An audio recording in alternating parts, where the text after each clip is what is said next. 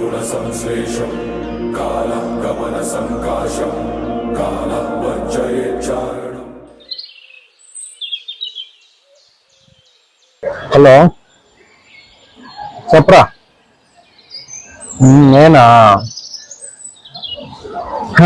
దేశమంతా పరిగెత్తున్నా, ఇద్దరు పని లేకుండా పేర్లు చూసుకుంటుంటే నేను వాళ్ళని చూస్తున్నాలే. చెప్పు. మీ ఏరియాలో ఓటు డబ్బులు ఇచ్చేసారు, మన ఏరియాలో ఓటు డబ్బులు ఎప్పుడు ఇస్తారు? ఓటుకి డబ్బులు ఇస్తున్నాం అమ్మా, పోయి అందరిని పిలుచుకురండి. మీకోసమే ఎదురు చూస్తున్నానయ్యా.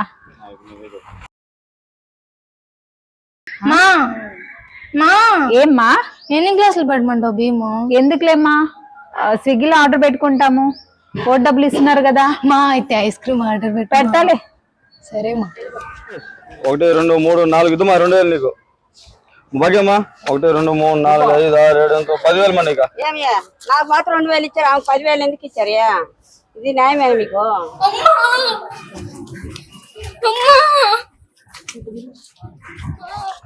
ఏమైందమ్మా? నేను ఇంట్లో ఉంటే ఎవరో తలుపేసుకుని ఏదో చేస్తా ఉన్నారు మా. ఏం చేసిన? 2000 మీ ఓటుకి, 8,000 మీ కూతురికి. ఒక వారంగా బంద్ చేస్తాడు, ఆయనే కొడతావు నువ్వా? వీళ్ళు కూడా ఏం చేశారు తెలుసయ్యా? మీ కూతుర్ని బలవంతం చేయబోయారు. ఏం చేశారు? మా కూతురు జోలికి వచ్చినావా?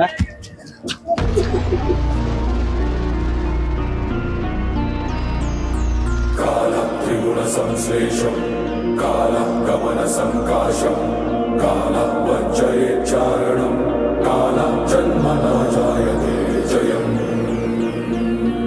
స్వయం. ఓటుకు 2,000 తీసుకొని దేశ భవిష్యత్తుని నమ్మేస్తున్నావు.